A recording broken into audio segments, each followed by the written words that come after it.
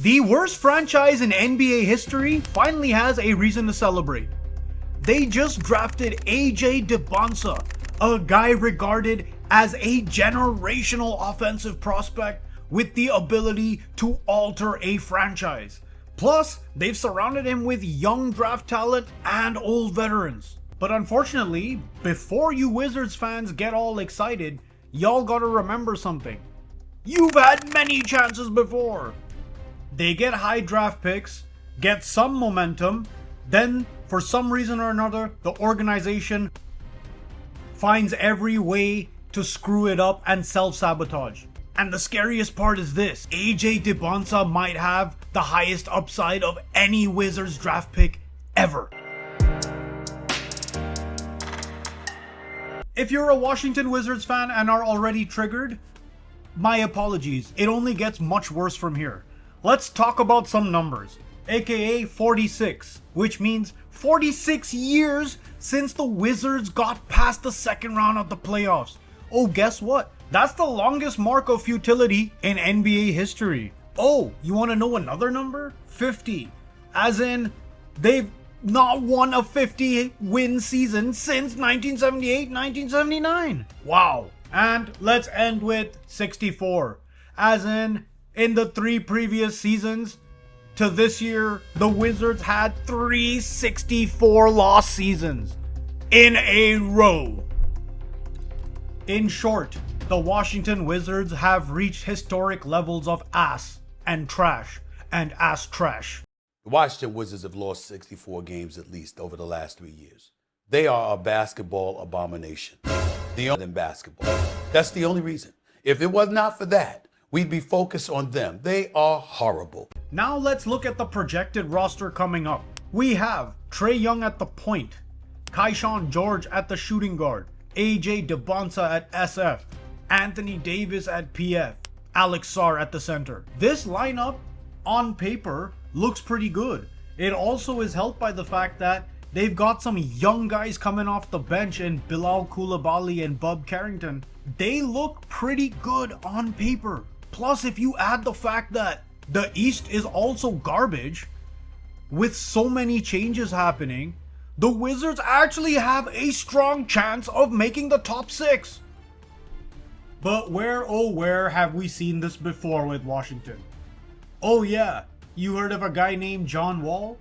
One of the fastest guards basketball has ever seen, also drafted number 1 by the Wizards. He was supposed to change everything. But even at the top of his game, at the top of his prime, they didn't surround him with a good enough roster. Then, even with Bradley Beal at his side, he got one of the richest contracts in NBA history. But again, he had no help. There was no pressure to win. Nobody cared if he win. The GM come watch me work out. I'm like, nigga, you ain't watching me work out the last 2 weeks. What'd you come today for? He came because he had an interview 30 minutes after my workout. Mm-hmm. So he's like, yeah, me, John, and Brad had a conversation. We all good. That's lies. Mm-hmm. Even before them, they had one Agent Zero, Gilbert Arenas, the guy who was must-see, who put the Wizards on the map.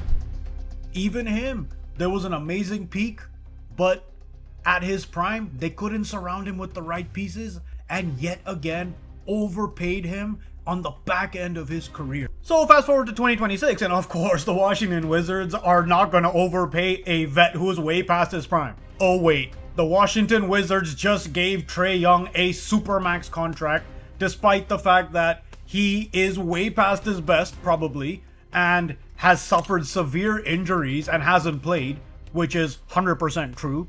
And we have no idea how he's going to fit in with a rookie who's supposed to be the number 1 offensive option. Trae Young is known for kind of clashing with teammates.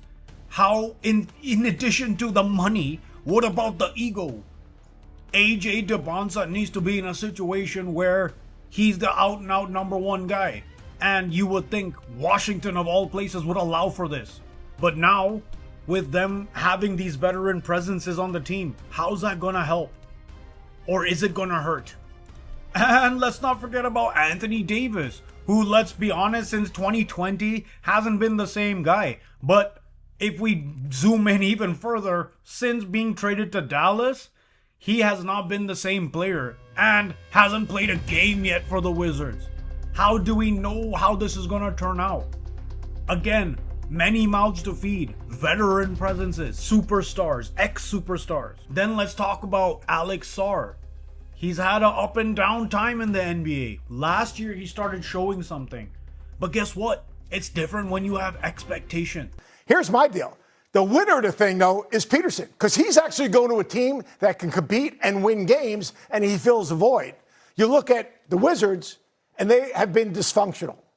And there are so many question marks, whether it's Trae Young at the point, what's going to happen with AD. And I want to stop for a second and clear something up. This has nothing to do with AJ Dybantsa or his skill or his talent. I think this dude is a dog. He has the talent. But guess what? Even the greatest talents need organizational help. LeBron James had nobody for 7 years, and guess what? His Cavaliers didn't do jack shit, and he had to leave for anything to happen. Wembanyama is in a great situation. It matters. It matters a lot. And here's the scariest part for the Wizards, is if they can't put a good team around Dybantsa, he'll just leave, rendering the same old irrelevancy that they're used to. This is why I don't understand the people acting like this is a normal situation. Because it isn't. AJ isn't joining some stable organization. He's joining one of the most historically frustrating franchises ever. A franchise that's had lottery picks, all-stars, franchise players, rebuilds, people come and go, without ever solving the real problem. And here's the scary part. Washington finally has enough talent that failure won't be blamed on the lack of players anymore. If this doesn't work, people won't ask whether AJ was good enough. They'll start asking whether this organization simply doesn't know how to operate a basketball franchise and maximize talent. But let's flip the script for a sec, Washington Wizards fans, so that you don't leave here only triggered and wanting to throw darts at my head. I genuinely believe AJ Dybantsa has superstar potential. He really does. Despite all the controversy surrounding Trae Young, he's still one of the best offensive guards out there. His efficiency and passing is incredible. Anthony Davis, when healthy and engaged, is one of the best two-way big men in the game. Add in the layer that the East is in complete and utter chaos right now. The big guys are no longer the big guys. This Wizards team has a real chance to make some noise. This starting lineup on paper can do big things. But the truth is, when it comes to this organization, they've had great prospects before. They've had elite talent. But they've never done diddly squat about it. You know, it's hilarious when you look at the history of the Wizards. I only spoke about John Wall and Bradley Beal, and if you look on the internet, they call this the golden years. Imagine, being a mid-playoff team is considered the golden years for a franchise. All of that has to change. The foundation, the fundamentals of an organization has to change. Look at the Knicks, they're a prime example. They were one of the worst franchises in basketball until they cleaned house. They got brand new organization, GM, recruiters, assistant managers, all of the like. Then they got Jalen Brunson. Maybe Dybantsa can bring that level of change to this Wizards team, but his organization has to support him. And until we see that, we all should be scared for AJ Dybantsa. That's it for the video today, guys. Thanks for watching. Please like and subscribe so I can stop being broke.